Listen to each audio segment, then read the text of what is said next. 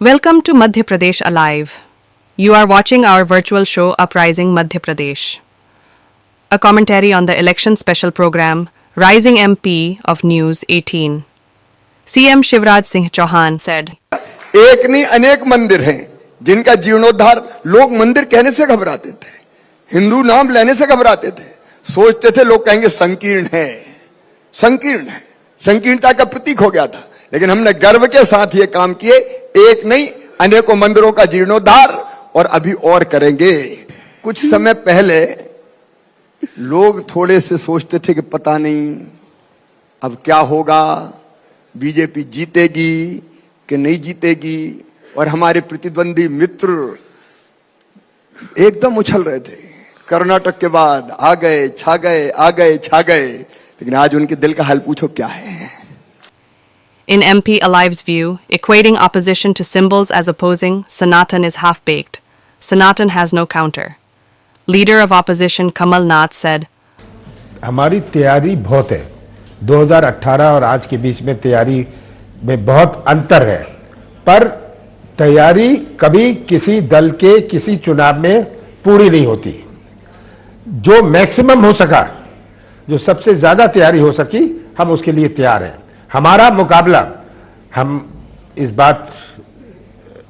बात में हमें कोई शक नहीं, केवल बीजेपी से नहीं है, पर बीजेपी के संगठन से है।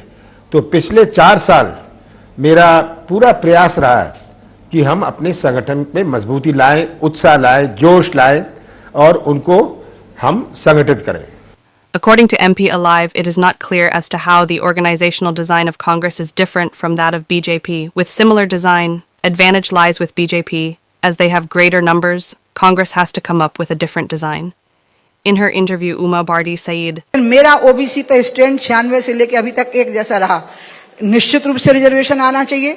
महिला कितनी भी पढ़ी लिखी हो, कितनी भी लायक हो, हिचकती है राजनीति में आने में, तो रिजर्वेशन होगा तो मजबूर हो जाएगी, अपनी शक्ति का प्रयोग करेगी वो, इसलिए रिजर्वेशन आना चाहिए। लेकिन 33% रिजर्वेशन को अगर आप 100 माने कि ये 100 नंबर है, तो इसमें से 50% अपर कास्ट के लिए और शेष 50% में 27% ओबीसी का और एसटी एससी का 23-24 जो भी संवैधानिक व्यवस्था है उसके अंतर्गत होना चाहिए, ताकि सभी प्रकार की महिलाओं की भागीदारी हो सके। यही बात मैंने कही है। ये जो युग है ना, ये है बुद्धि का, ये शरीर की शक्ति का युग नहीं है, बुद्धि की शक्ति का, और बुद्धि की शक्ति में महिलाएं आगे हैं, तो महिलाएं आगे बढ़ जाएंगी अब इसके सहारे।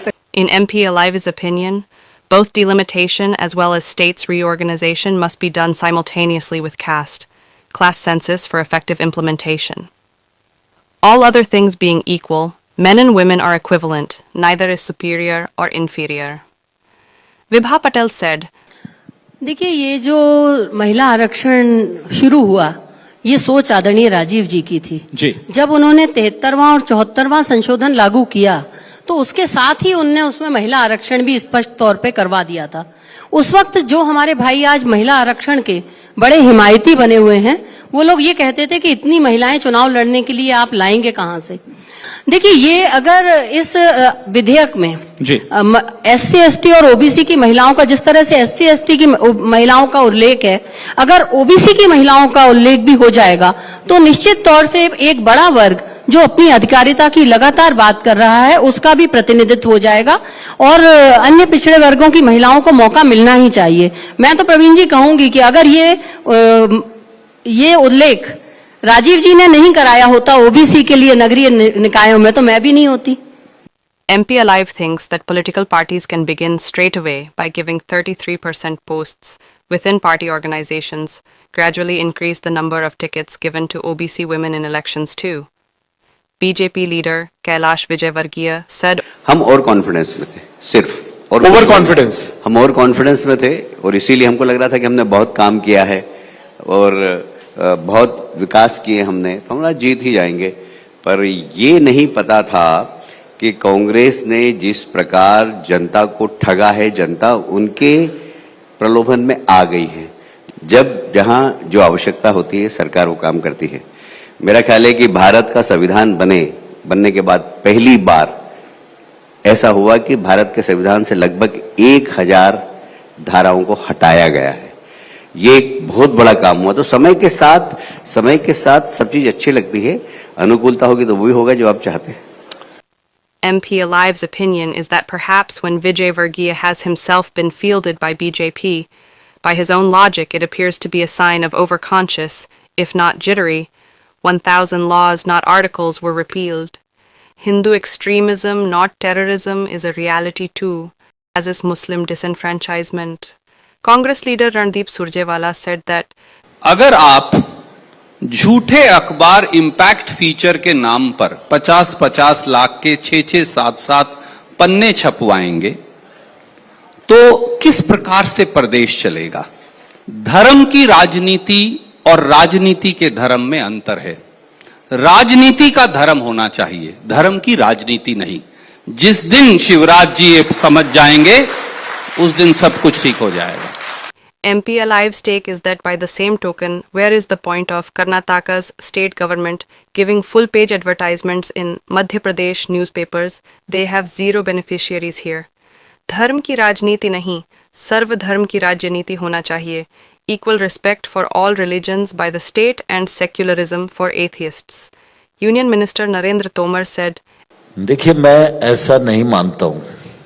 आमतौर पर एंटी इनकम्बेंसी तब होती है जब सरकार पूरी तरह अकर्मण्य हो, लोगों में परेशानी हो, तो एंटी इनकम्बेंसी सरकार के खिलाफ खड़ी होती है। ठीक प्रकार से चल रहे हैं और ये जनता से जुड़े हुए हैं तो एंटी इनकम्बेंसी का सवाल खड़ा ही नहीं होता। भारतीय जनता पार्टी और भारतीय जनता पार्टी की सरकार कृषि और किसान दोनों की समृद्धता के लिए पूरी तरह प्रतिबद्ध है। हमने अनेक योजनाओं के माध्यम से कृषि को भी आगे बढ़ाया है और किसान को भी समृद्धता के पथ पर बढ़ाने का प्रयत्न किया है और हम देश की खाद्य सुरक्षा को भी सुनिश्चित कर पाए। और आज पूरी दुनिया को नरेंद्र मोदी जी के नेतृत्व में जो अपेक्षा खाद्य सुरक्षा की दृष्टि से है वो हमारी कृषि पूरी करने में समर्थ हो, इसके लिए प्रयास जारी रहेगा। according to MP Alive, it is misleading and a typical BJP trait. While agricultural growth of MP may still be the highest, its rate of growth has declined from earlier 20% to about 10% now, leading to rural distress. There is always anti-incumbency against the party, only the extent varies.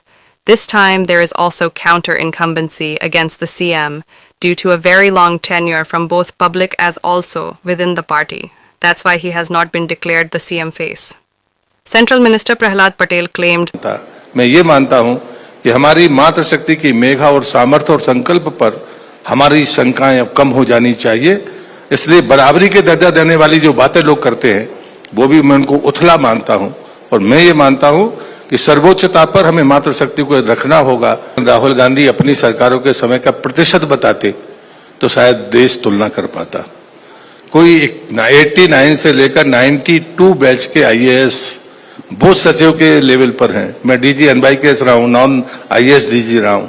मुझे लगता है कि व्यवस्था 2 दिन में नहीं बदल सकती है और इसलिए जब कभी आप आज के पैरामीटर्स को देखते हैं, यूपीएससी के पिछले 3 सालों के रिजल्ट को देखें राहुल गांधी, तो उनका दिमाग शायद ठीक हो सकता है, उनकी पार्टी का भी दिमाग ठीक हो सकता है। कि 2019 में हमने जल जीवन मिशन की बात की थी, तब 3 करोड़ 27 लाख परिवारों तक पानी था। आज 4 साल पूरे नहीं हुए, हम 13 करोड़ पार कर गए हैं। ये है हमारी सफलता। MP Alive's take is while abysmally low numbers of particular class cast in politics, governance administration is worrisome.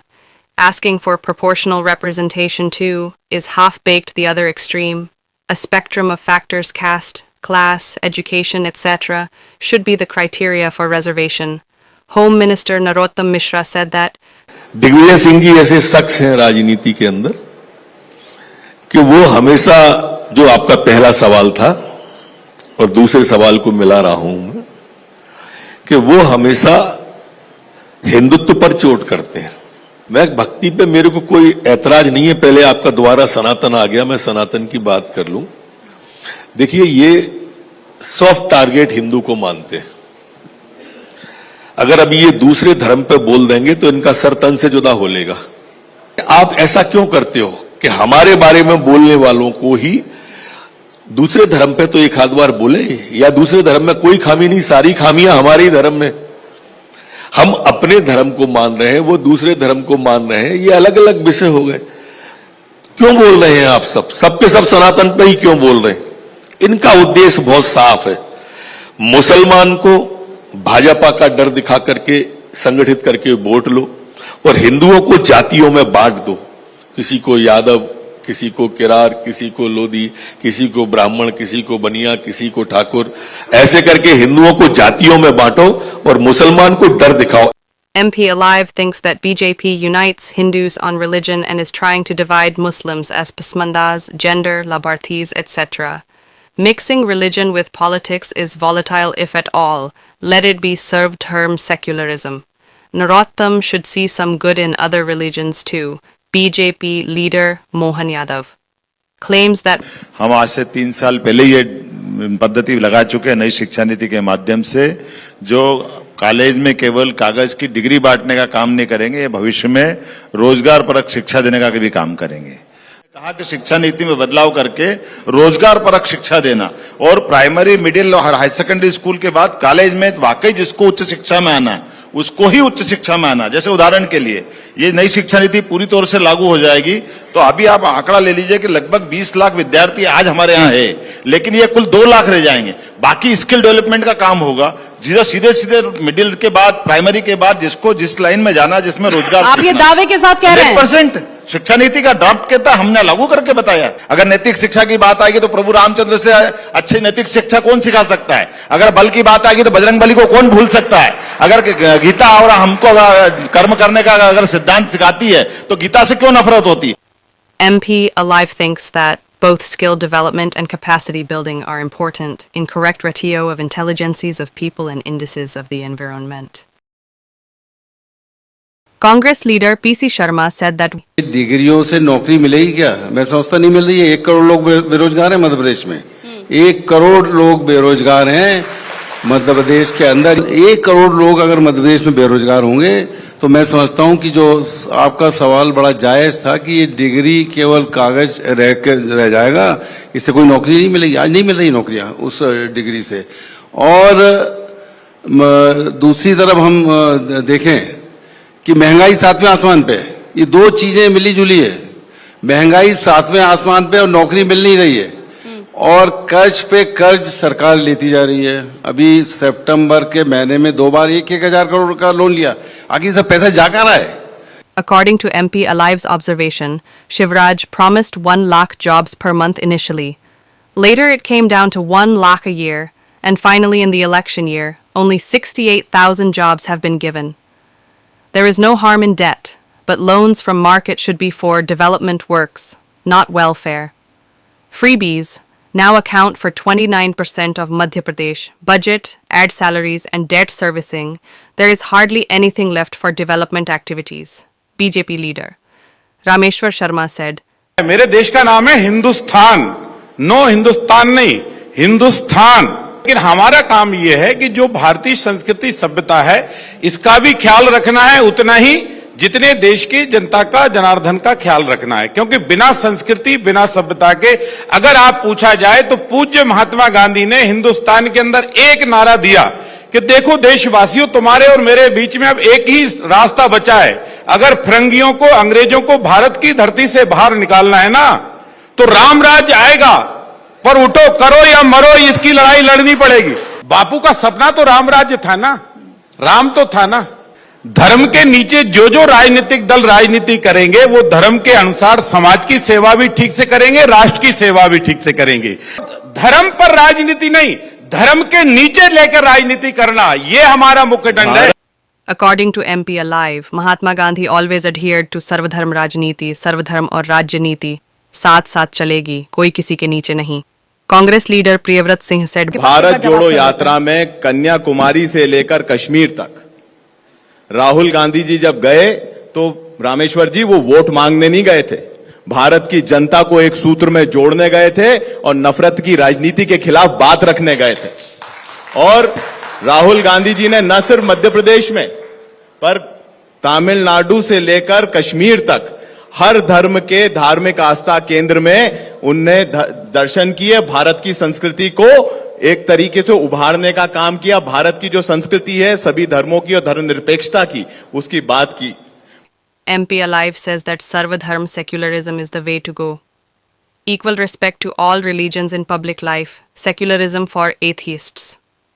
BJP leader Vishwas Sarang said, हम दावा नहीं करेंगे, कांग्रेस ने दावा किया, उन्होंने सरकार बनाई, पर जो सरकार बनी उसका हश्र आपने देखा। इस मध्य प्रदेश के इतिहास में इतनी फेल्यूर सरकार, इतनी भ्रष्टाचारी सरकार, इतनी अनाचारी अत्याचारी सरकार पहले नहीं हुई। एक प्रतीक भाई, मैं बहुत ऑथेंटिक और बहुत अथॉरिटी से यह बात कह रहा हूं, शायद इस देश के इतिहास में किसी सूबे में इतनी भ्रष्टाचार वाली सरकार नहीं रही होगी। एक पैरेलल इकोनॉमी, एक समानांतर भ्रष्टाचार की इकोनॉमी थी कमलनाथ जी के समय।